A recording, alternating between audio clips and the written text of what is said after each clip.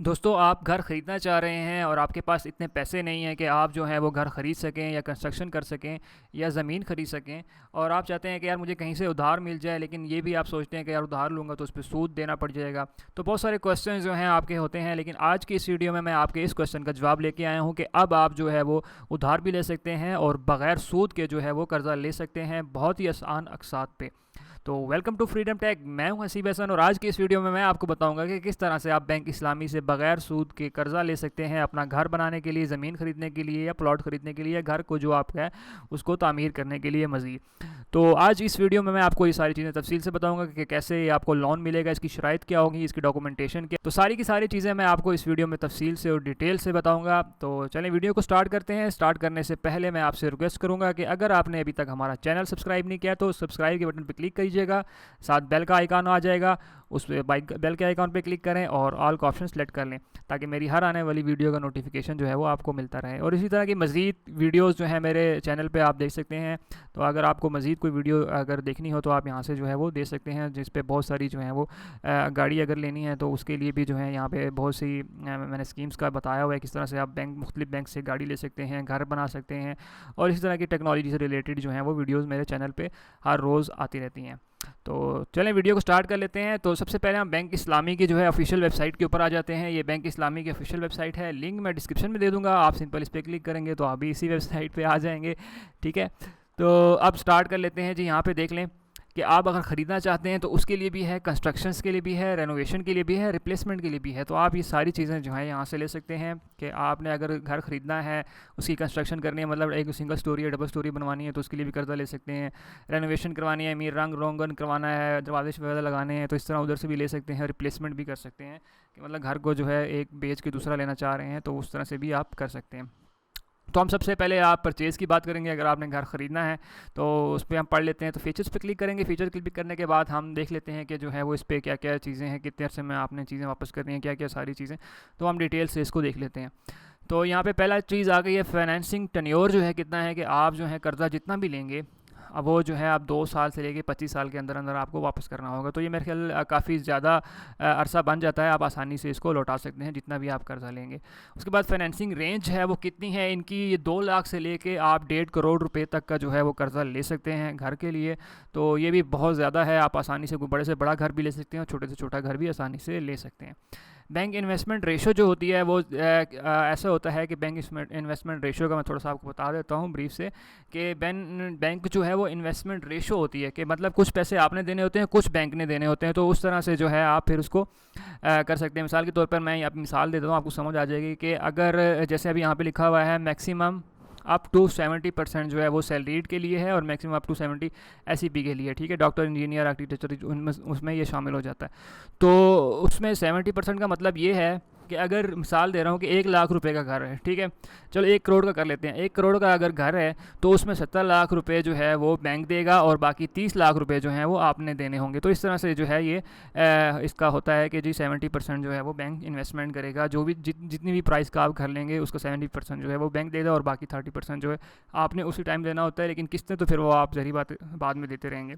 तो यहाँ पे जो है मैक्सिमम 70% जो है वो सैलरीड पर्सन के लिए देते हैं, मैक्सिमम जो है वो 70% एससीपी जो डॉक्टर्स होते हैं, इंजीनियर्स होते हैं, आर्किटेक्चर, चार्टर्ड अकाउंटेंट वगैरह जो हैं उनके लिए जो है वो ये देते हैं। और 60% जो है वो बिज़नेस पर्सन के लिए, जो कारोबार वगैरह करते हैं उनके लिए है। ठीक है, उसके बाद आगे आगे चलते हैं। पेमेंट ऑप्शन अवेलेबल, क्या क्या पेमेंट की ऑप्शन अवेलेबल हैं। Maximum 10% of outstanding balance is allowed in a year after first year with no additional unit price. क्या इसमें यह है कि 10% जो है आपका आउटस्टैंडिंग बैलेंस भी हो जाए तो एक दफ़ा साल में अलाउ है आपको, कोई इसमें जो है वो उनकी एडिशनल कोई वो यूनिट प्राइस नहीं आपके पास चार्ज करेंगे। Additional unit will be sold at 5% higher value if paid when first year of disbursement. तो इसमें ये होगा कि पहले साल जो है 5% जो है आपका अगर वो हो जाता है, वैल्यू हायर हो जाती है, तो उसके लिए जो है 1 साल की आपको डिस्बर्समेंट जो है वो होगी। ठीक है, इफ़ अबाव 10% आउटस्टैंडिंग बैलेंस, और अगर 10% हो जाती है तो एडिशनल जो है वो 25% हायर वैल्यू जो है वो इसी तरह आपके ऊपर सेकंड में भी लगेगी और थर्ड ईयर में भी जो है वो डिस्बर्समेंट जो है आपके ऊपर लगेगी।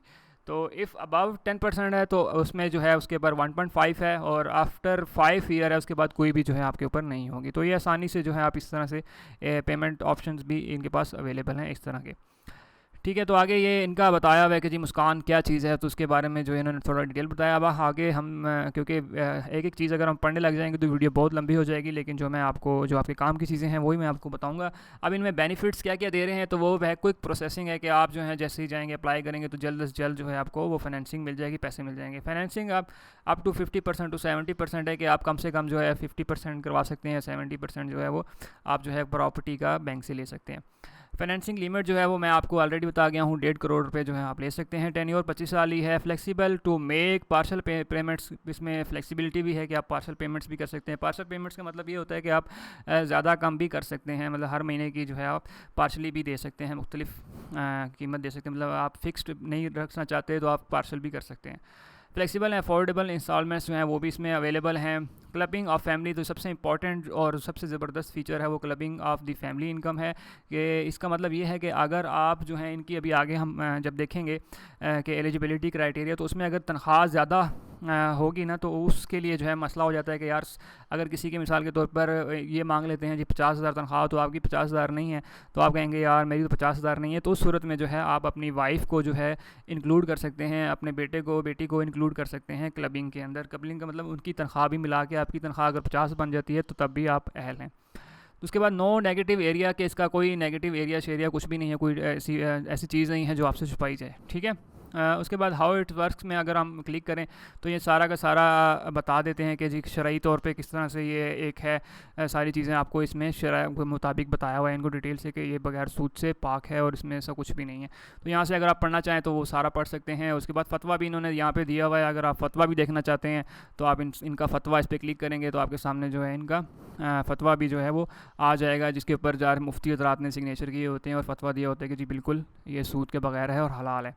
उसके बाद कैलकुलेटर आ जाता है, इसके ऊपर हम लास्ट में आएंगे। उससे पहले हम एलिजिबिलिटी क्राइटेरिया देख लेते हैं कि इसके लिए अहल कौन कौन से लोग हैं। तो उसके लिए पढ़ लेते हैं। सबसे पहले तो है सिटीज़नशिप, जो है आपकी पाकिस्तानी होनी चाहिए, कि आप एक पाकिस्तानी होने चाहिए, ओवरसीज़ नहीं होने चाहिए। सिटीज़ जो है all major cities where BIPL branches exist, कहाँ जहाँ पे जो है वो बैंक ऑफ इस्लामी की जितनी भी ब्रांचेज एग्जिस्ट करती हैं वहाँ पे जो है ये अवेलेबल है, आप जहाँ के वहाँ पे अप्लाई कर सकते हैं। एज लिमिट जो है आपकी वो होनी चाहिए। सैलरीड बिजनेसमैन सिलेक्टेड प्रोफेशनल के लिए प्राइमरी एप्लीकेंट जो है वो पहले जो हैं सैलरी वाले 25 से 65 साल के दरमियान होनी चाहिए उनकी, और को एप्लीकेंट जो है वो 21 से 70 साल के दरमियान में होनी चाहिए, ठीक है। इसी तरह NRP जो है सिलेक्टिव प्रोफेशनल, जैसे ऊपर मैंने डॉक्टर आर्किटेक्चर वगैरह हैं जो उनकी जो है वो 25 साल से 60 साल के दरमियान में होनी चाहिए, और इस तरह को एप्लीकेंट जो है वो 21 से 70 साल के दरमियान होनी चाहिए एज आपकी, ठीक है। तो एज लिमिट तो आपकी इनकी इतनी होनी चाहिए। उसके बाद एम्प्लॉयमेंट टेन्योर जो है आपको कितना जॉब का एक्सपीरियंस हो गया और बिज़नेस का एक्सपीरियंस हो गया, तो उसके लिए क्या इन्होंने जो है वो रखा हुआ है शर्त। तो सैलरीड पर्सन जो है मिनिमम 6 मंथ जो है उनको हो चुके हों और 2 साल जो है उनको एक्सपीरियंस हो चुका हो उस इंडस्ट्री के अंदर। मतलब 6 महीने की अगर आपकी जॉब जो है वो लगी है नई और आपने जो है वो 6 महीने हो गए हैं तो तब ठीक है, और आपको जो ओवरऑल जो एक्सपीरियंस है वो आपका 2 साल होना चाहिए, ठीक है। मतलब अगर किसी और जगह भी काम कर सकते हैं उसको मिला के आपका 2 साल जो है एक्सपीरियंस होना चाहिए, तब आप इसके लिए अहल होंगे। इसी तरह अगर हम बिजनेसमैन की बात कर लें, बिजनेसमैन मतलब जिनका कारोबार है, दुकानें हैं, तो उनके लिए कम से कम जो है वो 3 साल जो है बिज़नेस कर चुके हों, उस पर प्रैक्टिस कर चुके हों, उन्हें उस काम का पता हो, ठीक है। उसके बाद मिनिमम इनकम जो है वो क्या होनी चाहिए, तो सैलरीड पर्सन यहाँ पे देख लें 60,000। अब 60,000 जो है वो बहुत कम लोगों की होगी, लेकिन इसमें जब आप क्लबिंग का ऑप्शन हो जाएगा तो आप आधी आधी कर सकते हैं। 30,000 आपकी, 30,000 आपकी वाइफ की या बेटे की करके आप उसको जो है 60,000 हम कंसिडर कर सकते हैं। बिजनेसमैन जो है वो 1 लाख रुपये जो है वो देंगे, क्योंकि वाकई बिजनेसमैन बहुत अमीर होते हैं भाई तो इन्होंने 1 लाख रुपये दे दिया, ठीक है। तो इसमें भी आप वो इंक्लूड कर सकते हैं, क्लबिंग वाला जो है वो कर सकते हैं। अच्छा, NRPs जो है 80,000 है उनकी, जैसे डॉक्टर इंजीनियर तो भाई उनके पास तो खुला पैसा है, तो उनके जो है 80,000 रुपये महीने का होना चाहिए, तो तब वो कर सकते हैं। खैर वो भी जो है इसमें क्लबिंग कर सकते हैं, मतलब फैमिली को मिला सकते हैं, तो 80,000 जो है उनके लिए होनी चाहिए, ठीक है। तो मेरे ख्याल से ये भी आपको समझ आ गया। एडिशनल क्राइटेरिया फॉर जो इंजीनियर हैं उनके लिए भी थोड़ा सा एडिशनल उन्होंने रखा है जी। क्या रखा है, co applicant resident in Pakistan as an authorised person on behalf of the NRP only salaried NPR can avail Muskaan home financing. अच्छा, इसमें जो है ना जो डॉक्टर हैं, इंजीनियर्स हैं या आर्किटेक्चर हैं, उनके लिए एक और इसमें क्राइटेरिया दिया हुआ है कि जो है वो जो ऑथराइज पर्सन होने चाहिए NRP से, और वो जो है सैलरी लेते हों, ठीक है। तो मतलब वो फिर जो है वही लोग अप्लाई कर सकते हैं।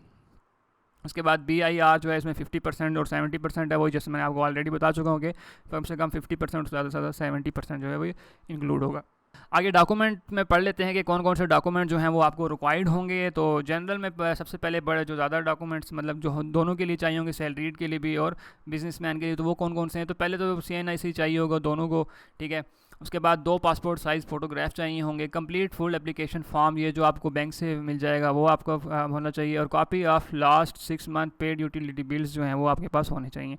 तो ये बेशक अगर आप सैलरीड हैं या अगर आप बिजनेसमैन हैं तो उसके लिए, दोनों के लिए ये सारी चीज़ें तो लाजमी चाहिए। अब आगे है प्रॉपर्टी डॉक्यूमेंट्स जो हैं वो चाहिए होंगे। Copy of chain of all title documents के जो हैं आपको डॉक्यूमेंट, जहाँ प्रॉपर्टी आपने देखी है उसके डॉक्यूमेंट्स की कॉपी आपको चाहिए होगी। अप्रूव्ड बिलिंग प्लान होना चाहिए आपके पास। अगर आप कंस्ट्रक्शन करना चाह रहे हैं तो आपके पास पूरा प्लान होना चाहिए आपके पास, मतलब घर का नक्शा वगैरह सारा कुछ जो है ओके होना चाहिए। और पब्लिक नोटिस होना चाहिए कि जी आपके पास जो होता है एक नोटिस होता है पब्लिक नोटिस, वो होना चाहिए जी मैं घर बना रहा हूँ, ख़रीद रहा हूँ, या जो भी उसके बारे में जो है वो नोटिस आपके पास होना चाहिए। अब आ जाते हैं फॉर सैलरीड पर्सन जो है उनके लिए क्या चीज़ें चाहिए होंगी। Employment certificate issued by employer, कि उनके पास जो है वो एम्प्लॉयर का सर्टिफिकेट होना चाहिए कि जी वाकई वो यहाँ पे जॉब कर रहे हैं। और लास्ट 3 सैलरी स्लिप जो होनी चाहिए, कि उनके पास जो है लास्ट 3 मंथ्स की सैलरी स्लिप होनी चाहिए। उसके बाद उनके पास होनी चाहिए bank statement of last 12 months की, जो है उनके पास बैंक स्टेटमेंट होनी चाहिए। बैंक स्टेटमेंट होती है कि आपने पिछले साल में कितना जो है वो आपके सैलरी आई है और कितनी जो है गई है, तो वो पूरी डिटेल होती है, उसको हम सैलरी स्टेटमेंट कहते हैं, bank statement. Detail of other financing along with its payment, इसके अलावा जो अगर कोई आपने फाइनेंसिंग की कोई और जो भी डिटेल है आपके बैंक में, तो वो सारी की सारी इनके साथ आपने शेयर करनी होगी अपने बैंक से लेके। उसके बाद हम बात कर लेते हैं बिजनेसमैन की। तो बिजनेसमैन को जो है वो इनकम टैक्स रिटर्न जो है वो 3 साल का उसने दिखाना होगा, आपने जो है वो अदा किया हुआ अपने बिज़नेस का। उसके बाद प्रॉपर्टीशिप लेटर होना चाहिए आपके पास। उसके बाद पार्टनरशिप डेड होने चाहिए। मेमोरेंडम एंड आर्टिकल एसोसिएशन जो है आपके पास, ये वाले सारे लेटर्स जो हैं आपके पास होने चाहिए। Copy bank statement of last 12 month जो है वो आपके पास होनी चाहिए, कि कंपनी की जितनी भी स्टेटमेंट्स हैं लास्ट 12 मंथ्स की, वो आपके पास जो है वो होनी चाहिए। Detail of other financing along with its repayment, और इसके अलावा अगर आपने और कोई खर्चा किया है तो उसकी भी सारी डिटेल्स जो हैं आपके पास होनी चाहिए, ठीक है। आगे बात कर लेते हैं NRP जो है के लिए भी कुछ है कि लास्ट 3 मंथ सैलरी स्लिप होनी चाहिए। कॉपी ऑफ पासपोर्ट होनी चाहिए। कॉपी ऑफ NICOP होनी चाहिए। वीज़ा रेजिडेंशियल स्टेटस प्रूफ होना चाहिए आपके पास, जो है वो टैक्स डिटेक्शन डिटेल होनी चाहिए कि आपके टैक्स जो है वो डिटेक्ट हुआ है, उसकी सारी डिटेल्स होनी चाहिए। Employment certificate and contract copy जो है वो आपके पास होनी चाहिए। Bank letter and bank statement of last 12 months जो है वो आपके पास होनी चाहिए।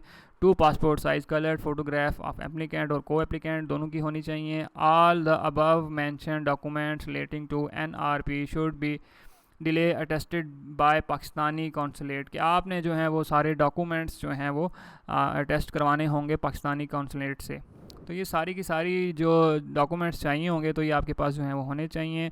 बिजनेसमैन के लिए लहदा हैं, सैलरीड के लिए लहदा हैं, डॉक्टर्स और इंजीनियर्स और आर्किटेक्चर्स वगैरह के लिए अलग से हैं।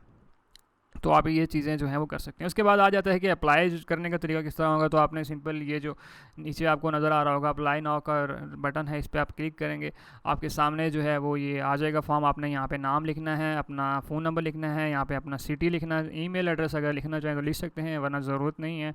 उसके बाद आप यहाँ से सिलेक्ट करेंगे कि आप जो है वो किस लिए अप्लाई कर रहे हैं। तो आप यहाँ से होम फाइनेंसिंग अप्लाई करके सेलेक्ट करके इसको सबमिट के बटन पर क्लिक कर देंगे, तो ये आपका फॉर्म जो है सबमिट हो जाएगा और बैंक जो है ख़ुद आपको कॉल करेगा कि आपका जो है वो आपने अप्लाई किया था, तो मज़ीद प्रोसीजर जो है वो आपको ख़ुद से बताएगा। और अब बात कर लेते हैं कि हम कैलकुलेट किस तरह करेंगे। तो आप थोड़ा सा, जैसे मैंने लास्ट टाइम बताया था कि हम कैलकुलेटर पे आएंगे, कैलकुलेटर पे आके हम कैलकुलेट कर लेते हैं कि अगर हम कितने की ज़मीन या कितने का घर लें तो कितना जो है वो हमारे ऊपर मंथली जो है हमें देना पड़ जाएगा। तो यहाँ पे जो है वो देख लेते हैं कि आप जो भी ज़मीन ले रहे हैं, घर ले रहे हैं, जो भी चीज़ ले रहे हैं, उसकी कुल कीमत कितनी है। तो आपने यहाँ पे जो है वो कीमत लिख लेनी है, लेकिन ये ध्यान रखना है कि वो 2.5 करोड़ से जो है कम भी होनी चाहिए, इस रेंज में होनी चाहिए, ठीक है, इससे ऊपर की जो है वो ना हो। तो अब मैं मिसाल के तौर पर मैं लिख लेता हूँ कि 10 लाख कर लेते हैं, ज़्यादा बड़ा घर नहीं लेते। तो मैंने यहाँ पर 10 लाख जो है वो लिख लिया। ओके तो मैंने यहाँ पे 10 लाख जो हैं वो लिख दिए हैं। अब वो कह रहा है यूर फाइनेंसिंग रिक्वायरमेंट, की आपकी रिक्वायरमेंट कितनी है, आप कितने पैसे बैंक से लेना चाहते हैं। ऊपर तो आपकी प्रॉपर्टी की कीमत है वो ठीक कहते हैं, ठीक है, लेकिन आप कितने पैसे लेना चाहते हैं। तो मैं यहाँ पे लिख दूँगा कि मुझे जो है वो तकरीबन मैं कह लेता हूँ 7 लाख चाहिए। तो मैं कहता हूँ कि जो मुझे 10 लाख में से 7 लाख जो है बैंक प्रोवाइड करे, और बाकी जो है मैं मुझे टेन्योर जो है वो 25 साल का होना चाहिए। मैं कैलकुलेट के बटन के ऊपर क्लिक करता हूँ तो यहाँ पे देखें आपको 25 साल तक जो है वो 8,027 रुपये जो है वो हर मंथ के हिसाब से आपने बैंक को देने होंगे, और आप जो है 10 लाख का जो है वो इनसे कर्ज़ा ले सकते हैं, और हर महीने जो है आपने 25 साल तक जो है वो 8,027 रुपये जो है बैंक को देने हैं। तो इस तरह से आप यहाँ पे जो है वो कैलकुलेट कर सकते हैं कि किस तरह से अगर आप इतने का प्लॉट लेंगे तो आपको पता चल जाता है कि यार मुझे मंथ का जो है वो इतना जो है बैंक को देना पड़ेगा, और आसानी से जो है आप कैलकुलेट करके उस हिसाब से पेमेंट ले सकते हैं जितना आप जो है मंथली आराम से पे कर सकते हैं। तो ये एक अच्छा चीज़ है कि आप कैलकुलेटर के ज़रिए जो है सारी प्राइस जो है वो कैलकुलेट कर सकते हैं यहाँ पे। तो मेरे ख्याल से मैंने आपको तकरीबन सारी डिटेल्स जो हैं वो बता दी हैं, और अगर कंस्ट्रक्शन करना चाहते हैं तो इस पर क्लिक करेंगे तो कंस्ट्रक्शंस की सारी डिटेल्स आ जाएंगी, रेनोवेशन की भी सेम तकरीबन यहाँ से आपको मिल जाएंगी, और यहाँ पे रिप्लेसमेंट की भी आपको सारी डिटेल्स जो हैं वो यहाँ पे मिल जाएंगी। ठीक है, तो आई होप कि आपको वीडियो पसंद आई होगी। अगर पसंद आई दूसरे लोगों के साथ शेयर कीजिए, और अगर आपने अभी तक हमारा चैनल सब्सक्राइब नहीं किया तो चैनल को सब्सक्राइब कर लीजिए, साथ बेल का आइकॉन होगा उसे लाजमी दबाइएगा ताकि मेरी हर आने वाली वीडियो का नोटिफिकेशन आपको मिलता रहे। तो मिलते हैं अगली वीडियो में, तब तक के लिए मुझे इजाज़त दीजिए। अल्लाह हाफिज़।